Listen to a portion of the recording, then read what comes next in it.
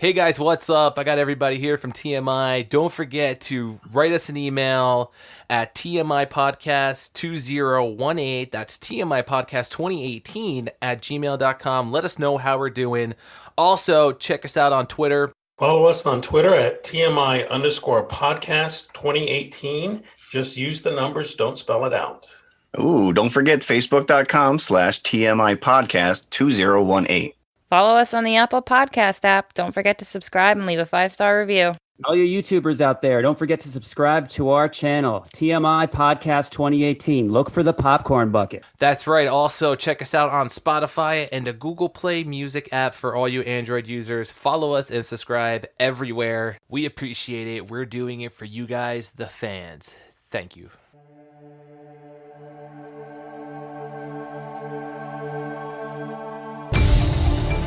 The moment our fellow geeks, dweebs, nerds, and other unfortunates have been fervently waiting for has finally arrived. It's time for TMI, Confessionals of the Nerd Kind. And now, your hosts, Dave Odinson Warhowski, Jeff Nerfherder Chandler, Jim Kaiju Baker, and Mike Mjolnir Evans.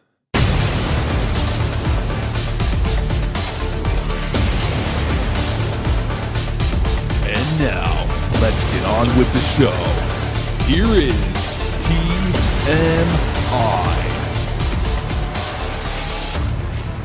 Hello, everybody. Welcome back to another episode of TMI Baker's Dozen, episode number 12. Oh, taking some credit there, Jim. Well, this is a different dynamic this week because it's myself, Dave, Mike. Jeff is not with us. He, like Mike was a couple of weeks ago, he's scouting locations. He's down in Key West. So, he's paving the way for us down in the paradise of Southern Florida. Yeah, so, we just like keeping the listeners on their toes. Oh, who's going to be up this week? And Mike, you got to set us up in London one of these weeks. So I know, I know that's why you were over there. So I got to get all my gear, this microphone, etc. I'll be in London in August, so maybe we can do a live podcast. Yeah, we'll be in your favorite pub in London. There's many of those. One. Yeah, if you just flip a coin and we'll pick one. So here we are, late June. The main impetus of this podcast is Jurassic World: Fallen Kingdom. But before we get into the Jurassic Park, we would like to address some news that's hit the nerd world in the past week or so. Dave just made us aware that Tom Holland perhaps dropped a huge spoiler about the next Spider-Man movie. Yeah, so no, there was a video going around of Tom Holland.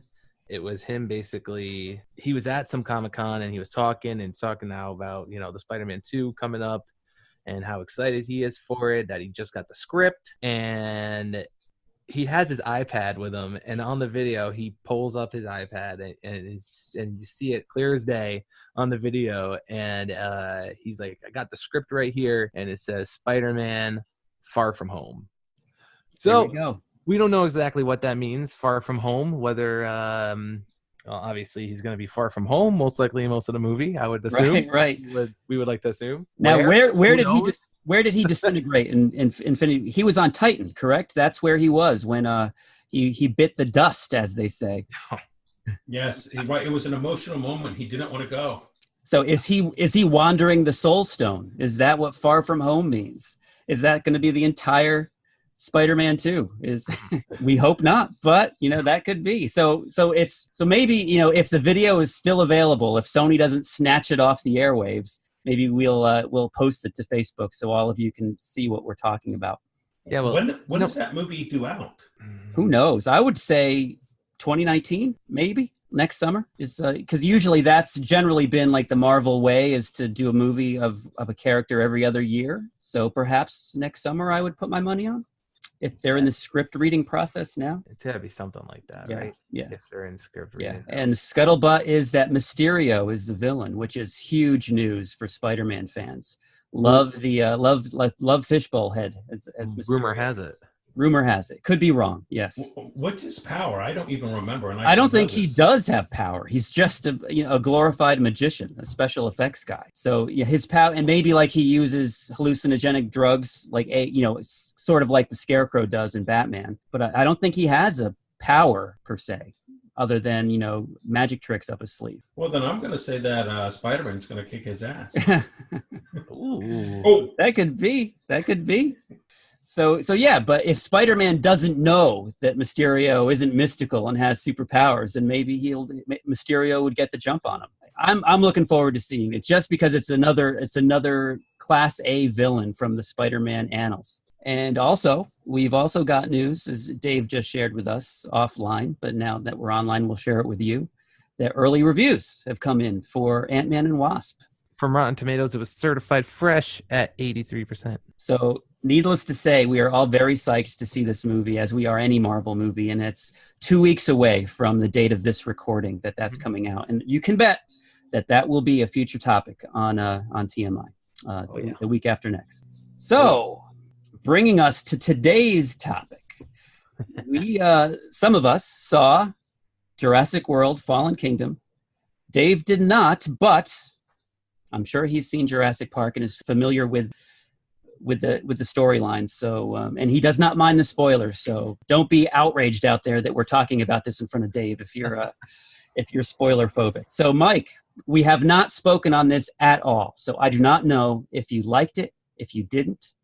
I was very impressed. I was not holding it to much. The earlier movie with Chris Pratt, Bryce Dallas Howard, did not really row my boat, is a way to put it. I did not enjoy it very much. I thought it was really cheesy, punctuated by some cool dinosaur action, but the storyline was very cookie cutter. This, I was expecting just more of the same, but I was very surprised at where the plot went and that they took some risks, and I kind of enjoyed it. So we'll get into it further, but Mike, what were your thoughts? I mean, I actually felt it was more of the same. It's sort of, dinosaurs on the loose, good guys, bad guys, a child in danger kind of thing. And I sort of lose myself in, which Jurassic movie am I watching, because they all follow sort of the same theme. There are certain things that I really liked about this movie, and they're always very entertaining. So it's, definitely worth a watch. And I would see this one in the movie because it's just better on the big screen versus, your kind of flat screen at home. And I like some of the new characters that they introduced, but it still felt the same. This is the fifth movie in the series? Correct. Yes, it is. Correct. Now, did you see it in IMAX? Did you see it? Because I know that your local theater offers an IMAX screen. Did you see it in IMAX? I did not see it in IMAX, Okay. and I wish I had, because there were some moments where I was sort of leaping out of my chair, where you're just sort of like, okay, you know to expect it, but all the same, it still gets me every time. Right. So it's needless to say at this point that, we're going to give you some spoilers in here. So if you haven't seen Jurassic World: Fallen Kingdom and you want to, and you don't want to be spoiled, stop listening right now. Come back after you've seen it. But just to give you a breakdown, here's the basic plot of what's happening. Lon, let me just say real quick, also, because we were talking about Rotten Tomatoes earlier. Rotten Tomatoes has Jurassic World: Fallen Kingdom is less than Dynamite. Less than Dynamite. Do you have a percentage? It's rotten at 50%. 50%. So that's undeserved. Real low. So it cuts down the middle. So Mike, this is representative. This podcast here of Rotten Tomatoes. I enjoyed it. You didn't. We're at the 50-50 line. Yeah. So it's probably a very accurate summation. So the basic plot setup. The island in the last movie, after Jurassic World was overrun by the dinosaurs, as this is what always happens in a Jurassic Park movie. The island is actually exploding because the dormant volcano there has come alive. And it was very reminiscent of what you see in the news these days with what's happening in Hawaii. So the island is, basically going to explode because the volcano is going to erupt and not stop. There's a rescue mission afoot to get these dinosaurs off the island. So they try to incorporate Claire Dearing into this scheme, since she's so familiar with the dinosaurs. And she, in turn, tries to pull Chris Pratt's character, Owen, into it. They had a thing going in the last movie. They've broken up, so they're at the bickering phase again, like they were in the last movie. So it turns out they go to the island, which is exploded. This is in the first 20 minutes of the movie, to rescue the dinosaurs. And it turns out that the guys that the military that they are accompanying, have nefarious plans in mind. They don't want to rescue the dinosaurs and put them on another island. They want to bring them back to society and sell them to the highest bidder, either military or private collectors. They leave Owen and Claire to die, do the military personnel. They take the dinosaurs, and after one plot contrivance after another, they make it back to the mainland. And this is where it becomes a sort of Jurassic Park haunted house movie. They take all the dinosaurs to this millionaire's mansion where they have an auction set up. And of course, the dinosaurs get out. And at the end of the movie, the dinosaurs break free of the house. They're in North America. And they very highly suggest that the dinosaurs become part of our ecosystem. So by the end of the movie, it's a true Jurassic World, as Jeff Goldblum's character says at the end, that the dinosaurs are living among us again. So now this is what I liked about that movie was, it was kind of like Planet of the Apes at the end for me. Yes. But I was just like, okay, that is so cool because, I watched the movie and then I thought to myself, I'm really going to enjoy the sequel. Because we have this whole human cloning angle to it as well. And also now it's the Jurassic World. And I was like, okay, the sequel number 6 is going to be the movie I want to see. Yes. And they do set it up. In fact, that I don't know if you stayed for the post-credits sequence, but there was one where the pterodactyl rips down the fake Eiffel Tower that's in Las Vegas. So I kind of have a science question here because you're right. There weren't like a ton of dinosaurs. Maybe they saved, 10 pairs, the Noah's Ark of dinosaurs. And then I was trying to think back into my memory about, they had introduced frog DNA.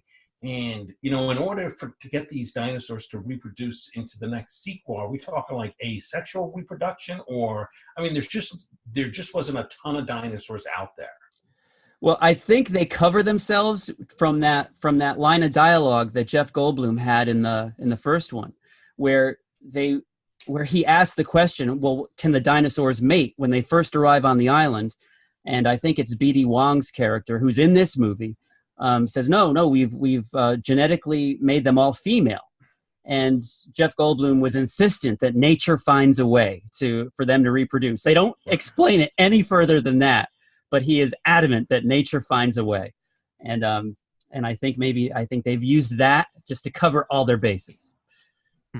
So Jim, who was your favorite character in this movie? I would say probably, I like the character of Claire Dearing. You know what I liked about Claire Dearing is her haircut wasn't so severe in this movie as it was in the previous movie. So that's about all I can say there. But you really liked her as her character.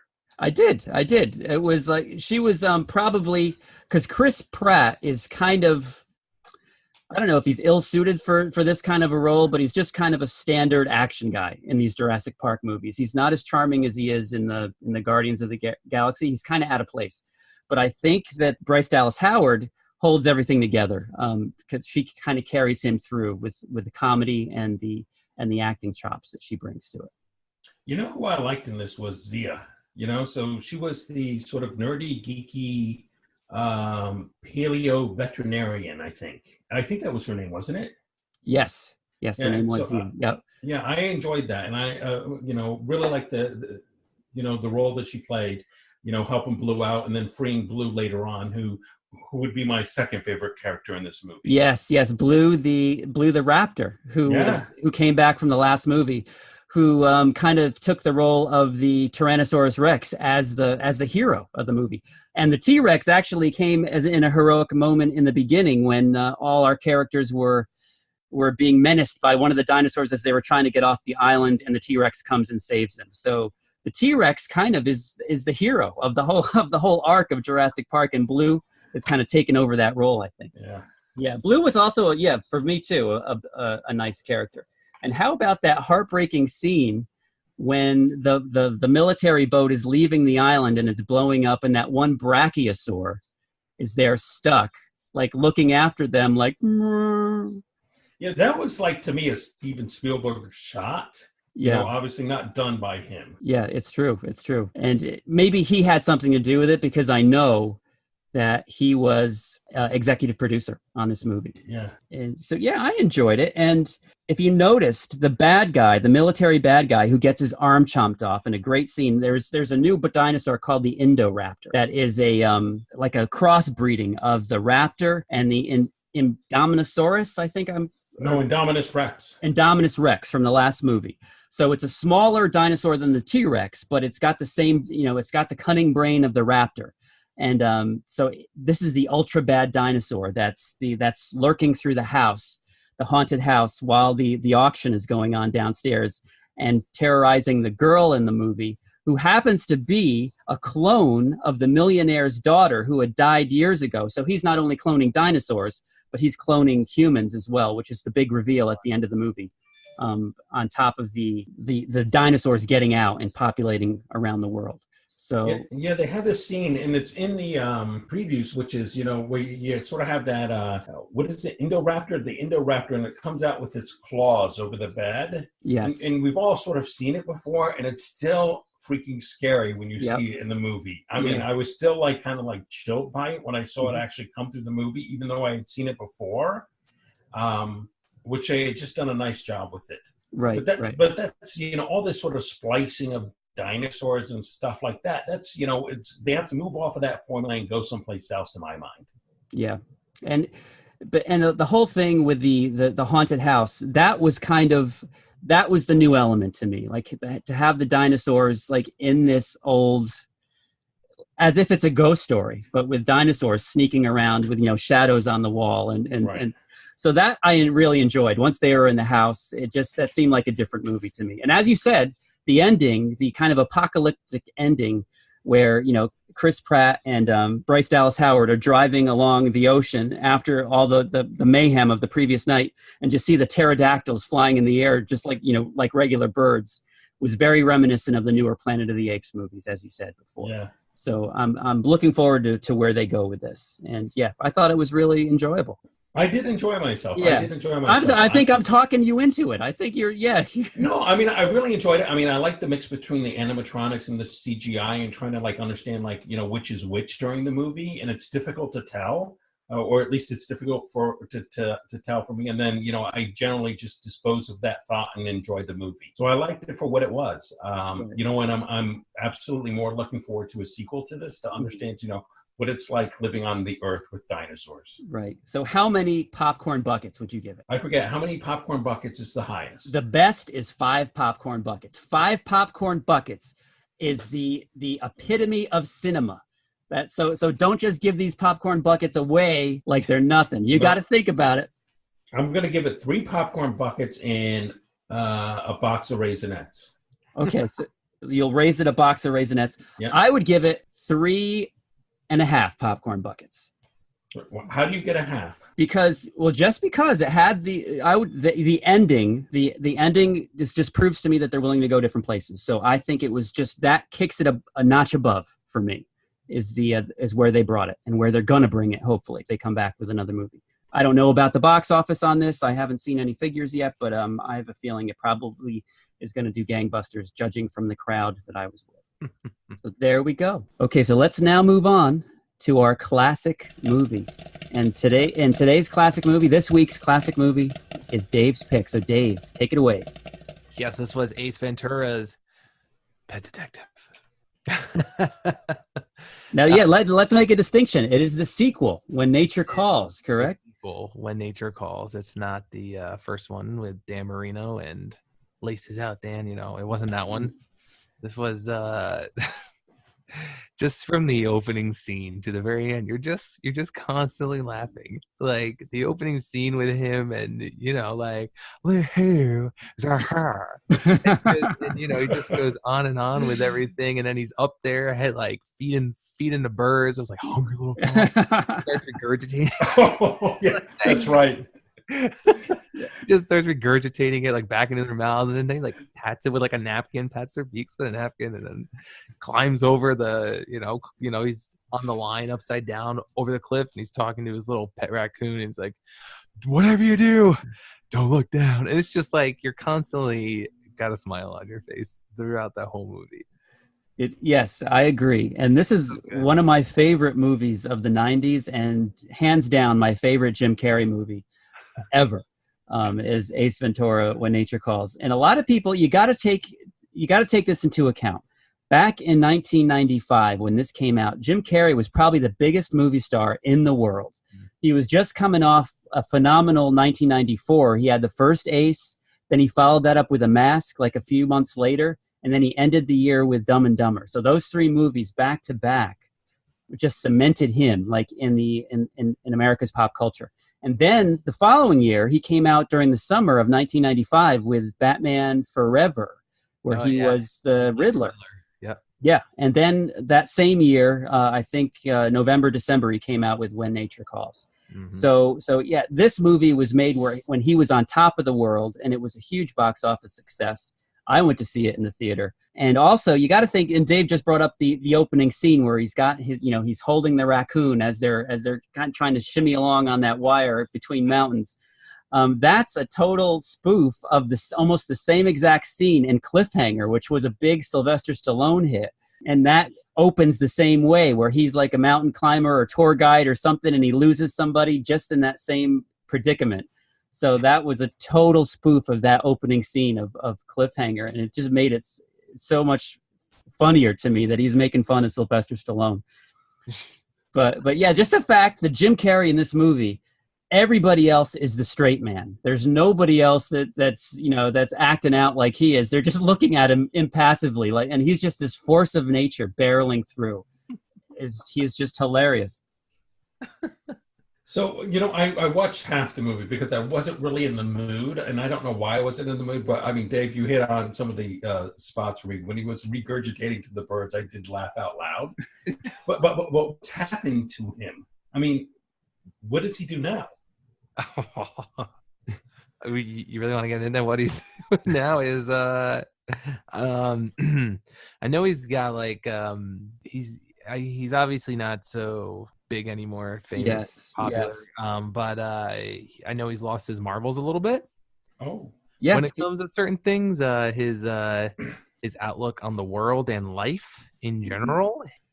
He's got his theory. Yeah. He's got his conspiracy theories with certain things, and he's one of those types now. And I mean, like, I was watching a video where like he said, who is Jim Carrey? He basically said, because he was constantly playing a role of someone. He was never himself. That goes with different things too, I guess. With because I think when you hit a certain stage, you constantly make people laugh, but are you truly happy? And like I feel like it kind of goes along too with like Jim Carrey, and that would be like the saddest day ever, I think, if that were to ever happen, but hopefully not. Hopefully not, yes. But it's just like his outlook on life now and everything like that is interesting. But as we saw in a few cases, he did kind of rise above that, especially in something like The Truman Show or Eternal Sunshine of the Spotless Mind, if you've ever seen that. A great Jim Carrey movie. That's probably rivals my best Jim Carrey movie, right up there with Ace Ventura. But yeah, going back into this, I also noticed that there's a lot of references to how he hates bats, which I can only think was a joke about him being in Batman as the Riddler, because being the bat, the only animal that he doesn't like. So that could have been, a very dated joke. If you weren't watching this in 1995, you might not have picked up on. But my favorite scene in this, and I'm sure Dave has his as well. My favorite line in this, and I would have loved to have done this, and I still sometimes think it whenever I walk into a meeting at work, where he goes into the bad guy's mansion, and they're about to brief him on why he's there, and he goes, "Don't get up," because everybody's seated. Just and you walk into a room and everybody's like impassively looking at you. That's what I feel like saying. Don't get up. So Dave, what's your takeaway from Ace? What's your favorite scene? My favorite scene's got to be when it's him and he's out there on the island or country or wherever he was. Well, I can't remember right now off the top of my head, but they got the projector thing looking, and he goes up and he starts making puppets. And he's like, Yes. Like, ho, ho, ho, ho. It starts like doing all the animal puppets. That part just gets me so hard because I used to do that all the time. Yeah. Then he does the nipple twister on the bad guy. And then he like puts like the horn thing, and I was like, "Hi ho, Silver!" Yes. It just goes on with that. And oh my goodness. Yes. Oh my And the other immortal line is "nonsense, poopy pants" before he parks the car. Or like another one that comes to the top of my head too is the one when he's fighting the guy in like the circle who's like a part of the tribe. Yes. Spear thrown at his leg, and he's like, "Oh!" And then another one hits him, like, "Ah!" He goes back to that one, and he keeps going back and forth. Yes, and of course the infamous birthing scene out of the back of the fake rhino. Oh my god! That part like grossed me out. Like the first time I think I saw this movie, and I was like, "This is like so disturbing." And like the bat or like the latex or like whatever that thing was made out of just pushed up against his face, and he's just trying to. As he comes out of the back end of the rhino, and the family's there looking, "Look, honey, look, it's giving birth." Yeah. As a naked man comes out of the back of the rhino. So Mike, did you last that long into Ace? Do you know what we're talking about? No, I didn't last that long, but I may have to give it another go. Yeah, it's a classic. Maybe you should just put the fast forward on and make it to the rhino birthing scene. You can do. Yes. It's getting hot here, and he tries tapping the fan, and the fan won't turn on. Yes, because he's spying on the bad guy in a fake rhino, and then his fan kicks out, and then he has to strip naked because he's so hot, and then in order to get out, he has to tear through a little hole, which happens to be, right in the spot where the rhino's anus would be. So there we go. So I would give Ace Ventura a solid 4 popcorn buckets. Oh my god, totally. 4 full popcorn buckets. Totally. So Mike, come back. You didn't watch the whole thing, so I don't know if you could really give a full, an honest popcorn bucket estimation of this, but come back when you do. At least watch the rhino scene, and then tell us how many buckets you think that warrants. Yes, I will. Guarantee at least 3. You'll give that one at least 3 on its own. So, the classic movie feature wouldn't be a classic movie feature if I didn't come with some Rotten Tomato information. The Ace cost $30 million to make. It made a whopping $212 million. So a success for Jim back in the early winter of 1995. And it's got only a 33% fresh rating on Rotten Tomatoes. Really? So Mike's dismissal of it may ring true for a lot of people out there, but I think that's almost a crime that they would only give that 33% fresh. Oh my god. Who were those critics? Come on. Yeah, I know. It's like, if you can't watch that and crack a smile, then there's something wrong with you. And of course, I want to go watch it right now. the whole shikaka, where whenever he says it, go. The village chief always bows, and then he's faking him out like, "You're out." After he bows with Chicago, yeah. You're So yes, thank you, Dave, for allowing me to watch that again, giving me an excuse to watch that again this week. Love it. And it's funny, is Harrison, my son, who was on the show last week, those of you who listened to the Incredibles episode, he did not want to watch Ace Ventura. He was like, "I do not want to watch this. I want to watch Cartoon Network last night." I'm like, "You're going to like it. Don't worry. You're going to like it." He's like, I'm going to stay in the other room. I'm not going to watch it. So I put it on. After the raccoon scene is over, he kind of wanders out. And as soon as, it starts off with Ace in the monastery, where he's doing the slinky all the way down the million steps.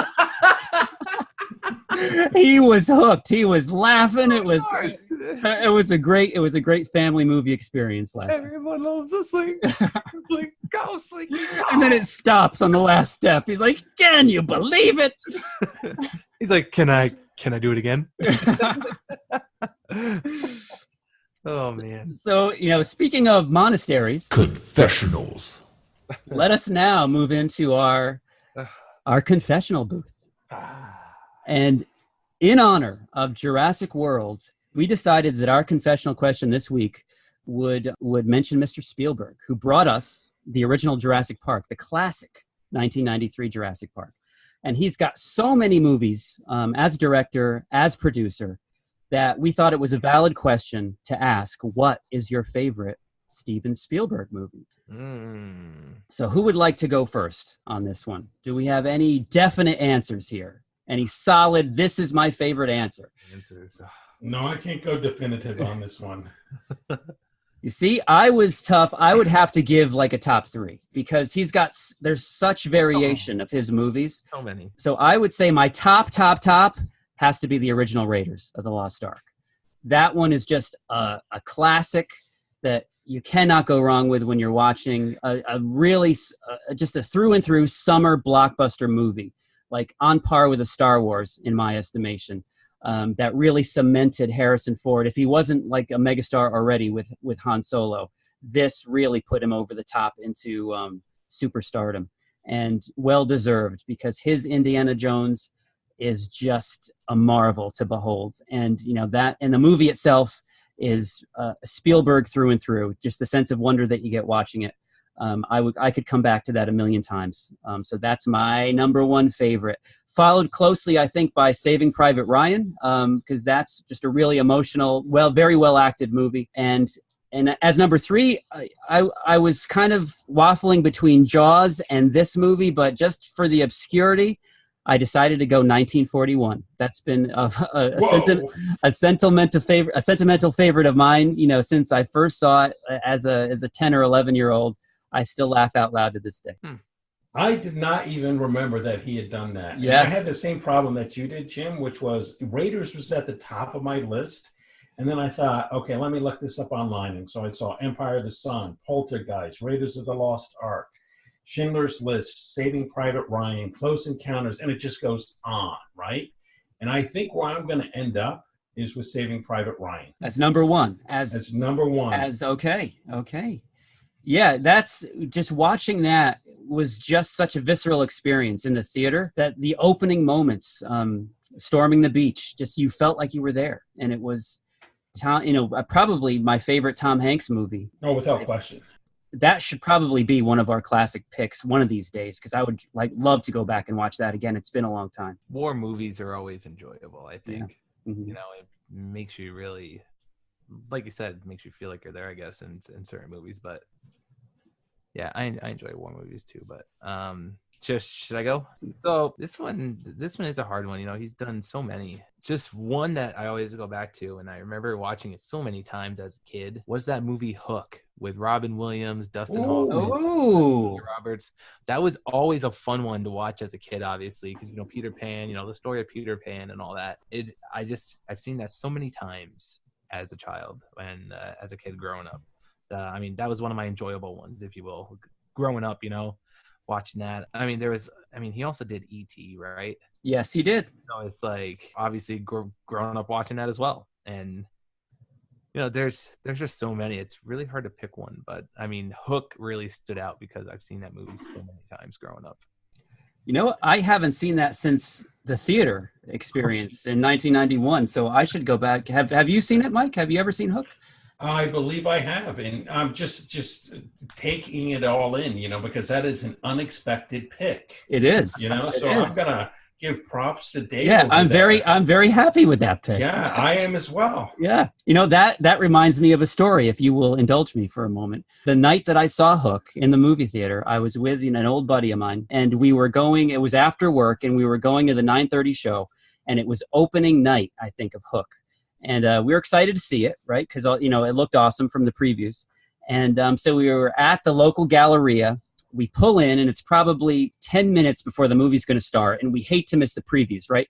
So we're going up and down. There's not a parking spot to be seen until we see this one spot. We're like, oh, there's a spot. So we gun it, and we see that it's a sports car that's taking 2 spots. So you couldn't see it from a distance. So we end up having to park all the way out, in the Siberian reaches of the parking lot. We're running to get to the theater doors. We pass the sports car, and my buddy says, hold on a second. He does a flying karate kick to the side passenger door. dents the car. He's like, go, go, go. And so we go in, watch the movie, and I'm so nervous that whoever that car that is somehow is going to know it was us. They're waiting for us outside. The car was gone by the time we got out of the theater, but who knows the reaction that they had when they saw their car. But I will always entwine that memory when, with Hook. So there you go. Jim, you're an outlaw. It wasn't me. I was already running when I saw him leap into the air. Believe me. But you were in the gang. You were in a gang back in the day. If you were to see this car, probably the driver of it had on a wife beater and low hung pants for probably some badass from 1991, right? With hopefully he's not a listener. Yeah, hopefully not. Yeah, if it is, we broadcast out of Seattle, Washington, and it's the local gallery there. Nice. Yeah. All right, so there you go. That's my story. Thank you. Good story. Yeah. But So next week, let's give you something to look forward to. Next week's show should have Jeff back into the fold. He'll be back next week, and on the docket of next week is the recent Natalie Portman sci-fi thriller Annihilation, which is recent to streaming DVD. So if anybody out there is a dedicated listener, if you would like to watch and be that much more part of the discussion next week, please feel free to do so. And Mike has picked our classic movie next week. Mike, go for it. Raiders of the Lost Ark. It came up in discussion, and I think it's a classic that needs to be reviewed again, and very much looking forward to revisiting that gem. Bully. Yes. Bully. We will do that. And we, as always, we have not yet come up with a confessional question for next week, but rest assured we will. So how's the film reel looking, Dave? Are we almost out? It's getting there. It's just about empty. All right. So I think this is a good time as any to sign off. Thank you again for listening. 12 episodes. Thanks, guys. Oh, come on. Bye. Oh, come on.